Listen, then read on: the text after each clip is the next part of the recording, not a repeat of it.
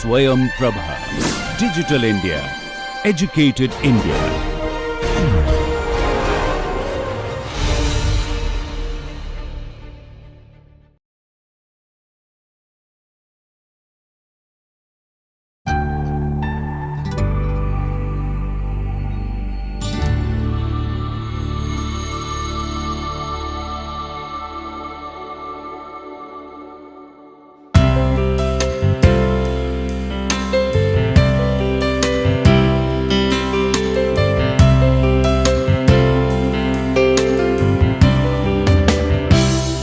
Welcome to lecture 28. In this lecture we are going to discuss the municipal accounts and its reform.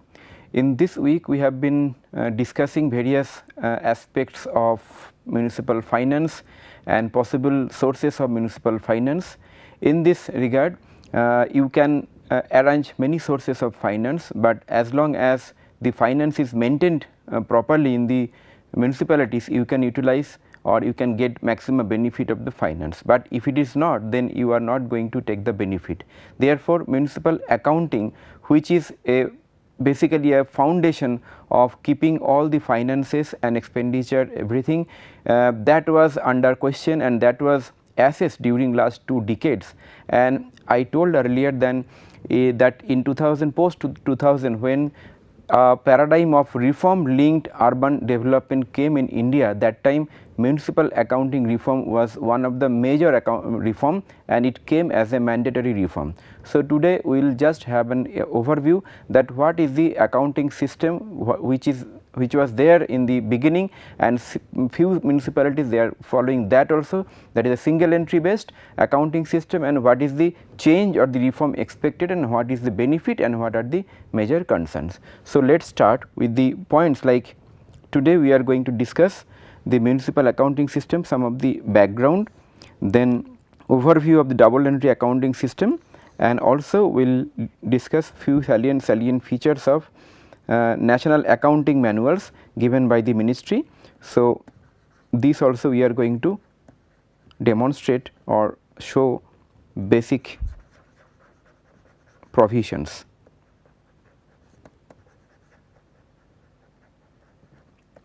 So, as a background, I have already told you that during JNNURM, the accounting reform has been considered as mandatory reform in the municipalities, and it was given preference or the priority in the municipalities by the government of India and the state government. Basic reason was that if it is done in municipality, then the productivity in terms of the financial transparency and the accountability will be more, then municipalities will be in a better position to assess their assets and liabilities both, expenditures and income both, and it will not only bring the transparency at the municipal level, it will bring a transparency at all level, and it will give a sound database in terms of accounting matters. So, that is the background, and before and following that reform agenda, most of the municipalities now have done that municipal accounting reform. But initially when it started in India, there are a lot of misconceptions, confusions and some myths which related to that. So, like some of the myths were like few questions which made people initially very much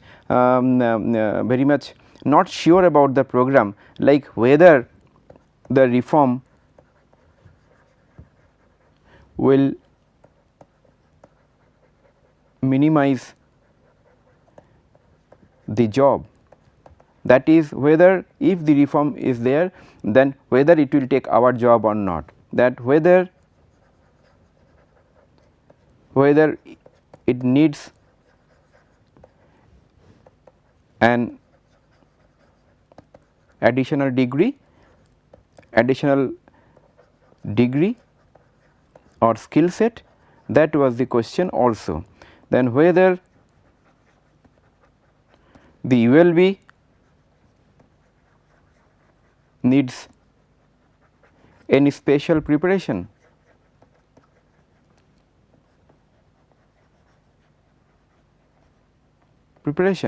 then whether the fund requirement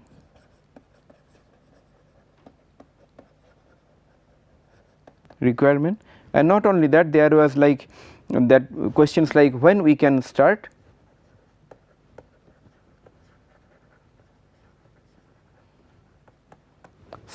So, there are a lot of questions like that, but actual question, the actual response or the realities is that this reform is not going to take away the job of the people who are working in the municipality. Rather, in many municipalities, the people they hired specialists and the other people who are working in the accounting system, so that the accounting system can run smoothly and perfectly.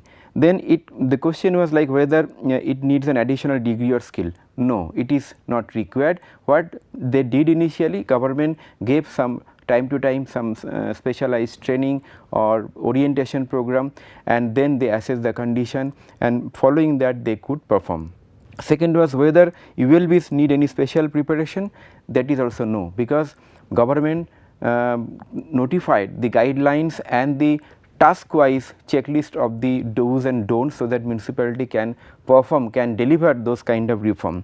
Fund requirement, the fund requirement for getting initial softwares, getting initial equipments, computers, everything was given by the government, and also some amount of the manpower support also was given in some of the states. And when we can start? You can start any time. So, it started during 2004-5, and they started slowly they took up within 2-3 years. Now, they are going on with this kind of accounting reform. So, basically the problem or the issues which was there associated with the single entry system of the accounting is that it is basically cash based. Whatever cash comes or goes out from the system, that is what used to be recorded in the traditional accounting system in our country. Then the financial statements not finalized over the year and not audited. So, auditing was not there, non capitalization of expenditure and incomplete information. So, all the expenditures were that time used to be written in terms of the cash, but the capitalization portion or capitalization dimension of any expenditure was not recorded, or the system was not that somebody can record that particular information. Then asset management and valuation. The municipality sometimes they do not know what is their assets and how to make their valuation in the current financial terms, and how to record that in their whole accounting system. That kind of practice was absent in municipality. Then poor financial management and information system was there, because basically it was by and large based on manual system. Also it was lacking the control procedures for internal activities and internal processes, inadequate disclosure and audit mechanism, that I already told, and because of this there was few more issues, like you are never able to get a full picture of the assets and the liabilities. Basically the cash based systems, you are writing either the expenditure or the income, but whatever the assets and liabilities you have in terms of the loan or the debt, you are never able to get that idea. Then budgetary control based on payments ignores commitment, this type of information was not also possible to write. Then important items not recognized in the cash based reports, like tax billed but not yet received, then debts and loans owned by the municipality, owed by the municipality, contracts completed, invoices received but not yet paid. So, that means any transaction, during the transaction the status of the transaction was never possible to noted in this kind of system. Then difficult to determine surplus or deficit in the earlier system. Then capital expenditures were treated as revenue item, for example, road, bridges, drainage, etc., but which is a capital expenditure, you need to invest the capital for creation of this infrastructure. Now, because of that those issues, the reason was that we have the inadequate infrastructure in the cities, then cities unable to meet rising demand of the services, cities lack financial viability and internal accruals, then empowered by the constitution, but they were not able to perform. Resources available in the capital market and financial institutions, streamlining of financial analysis and accounting, as there is poor financial management, and transparency and credit worthiness. Now, if you follow this 8-9 points, you will find that all the points were revolving around the strength of a municipality and the opportunities of the municipality, which was not explored so far, because municipalities, they were not able to see the whole picture of the their assets, liabilities and the opportunities to create the new infrastructure. So, that was the reason that to bring the accounting reform, so that they can understand in terms of the figures and the facts and the accounts, that yes, how much assets we have, how much opportunities we have. So, therefore, the reform agenda came to make the cities credit worthy, municipal accounting reform to bring transparency, accountability, better financial reporting, disclosure lead to increased confidence in the information, then credit rating and accessing capital markets, then expenditure management, costing, etc. So, therefore, this accounting reform was part of JNURM, started with 2004 and then it continued during till this time when we are continuing the Amrut mission. So, this mission linked, so this reform linked like urban agenda that was kind of a catalytic effect on the accounting reform also. So, the importance of the municipal accounting reform is that inability of the present accounting system to provide information to assess the financial performance and position of the ULB. So, when you say financial performance, it is the ability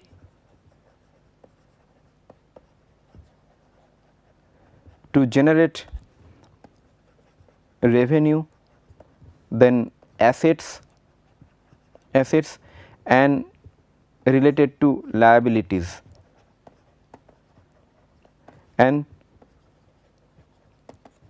rationalize the expenditure.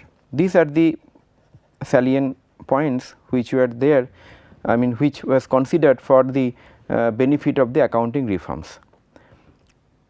So, this I have already told, the asset accounts was added, I mean it was possible to take the account of the assets, then income and expenditure account and balance sheet cannot be prepared without the current this thing. So, current system, the accrual based system permits the preparation of the reliable detailed financial statement which provides appropriate information for decision making. There are some element which is accrual in nature. For example, every year the municipalities, they get the tax from the property tax from the various sources.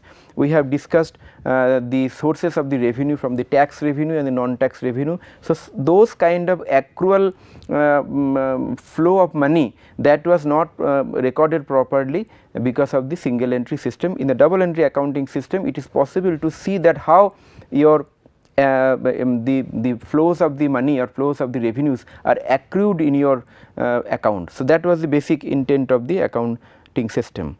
Then, so therefore, after doing this, there are some benefits, you must have a look of the benefits. So, basically in JNURM agenda, we got the decentralization and empowerment after the 74th amendment. So, after this reform agenda, then government tried to prepare a national municipal accounting manual.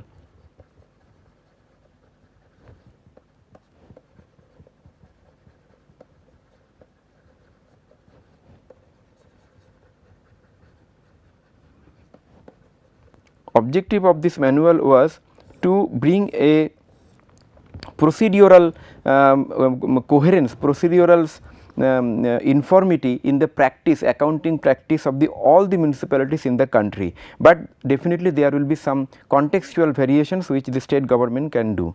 So, this national municipal accounting manual was mandated to make the budgetary control, financial information was available, and this need expressed for a manual, this was expressed by the ULBs and state governments.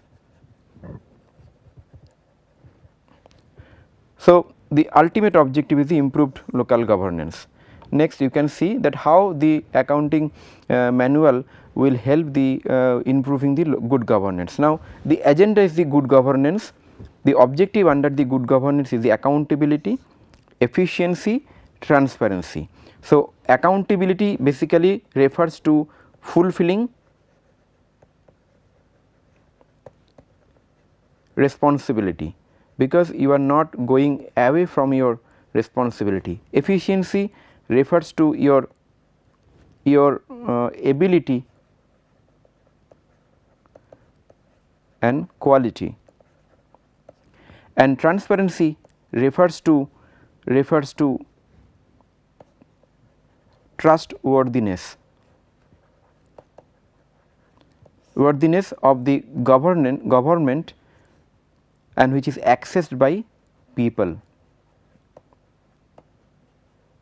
right. So we discussed earlier accountability and transparency.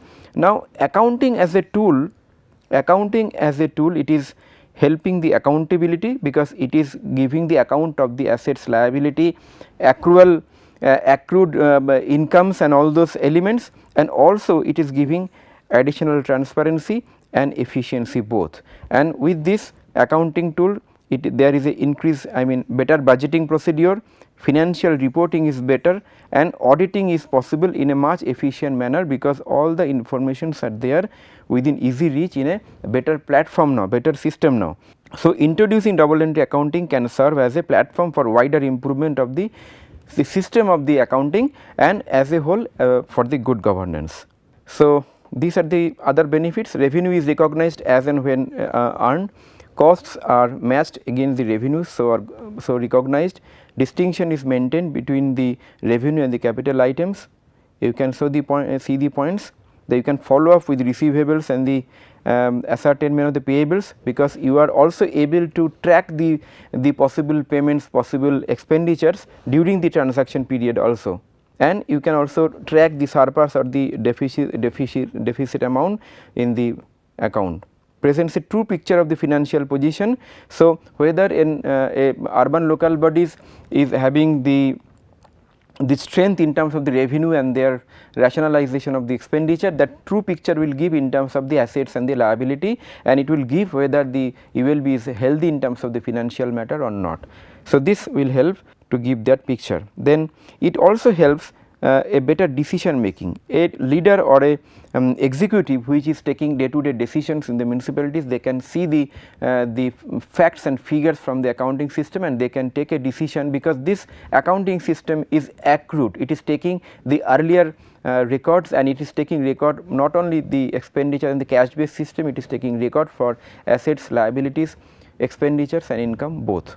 So again the few more benefits. So credit rating will be increased if you can do this, because banking institutions, they will give more credit rating.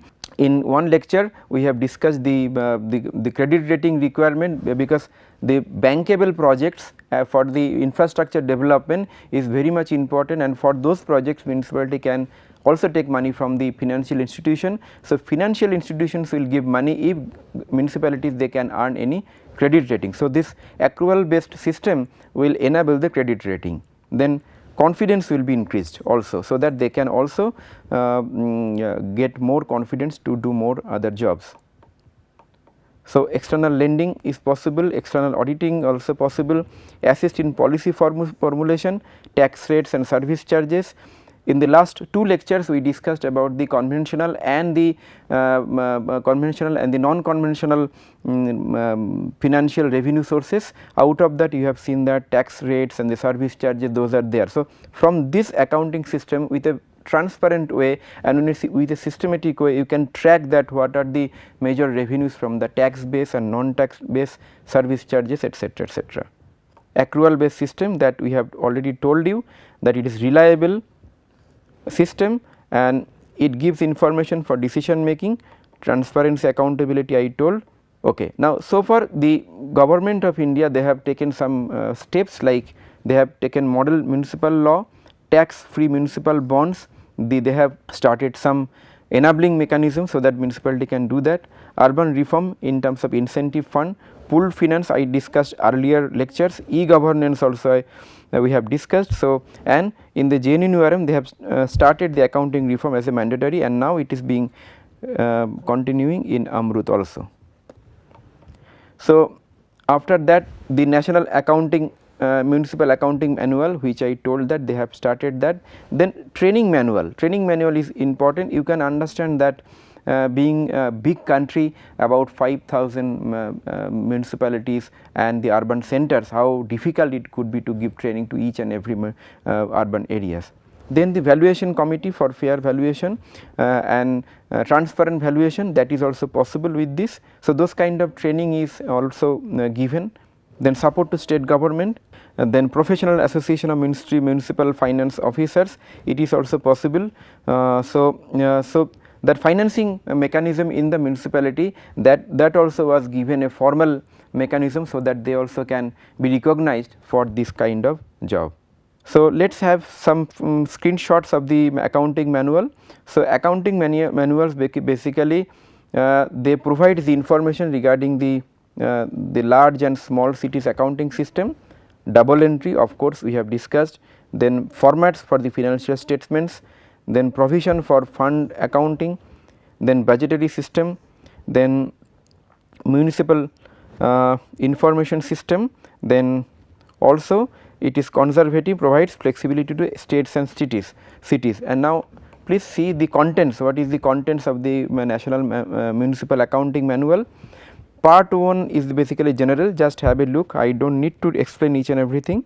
Part 1 sorry, and the part 2 you can see the basically it is the details of the how you will maintain your accounts, the type of the sources is given, various sources, and for every source how you are going to maintain your accounting, that is also given. In part 3 basically your procedures are given, procedures, statements, audit report, and in the part 4 the budgeting and the MIS report is given, and how to make the balance sheet. So, this is in short the provisions of the national municipal accounting manual, and in this manual it is mentioned that all the entries will be either in terms of income, expenditure, assets and liabilities, and out of every entry there will be major head, minor head and detail heads. So, these are the major structure of the accounting manual, which all the municipalities are subject to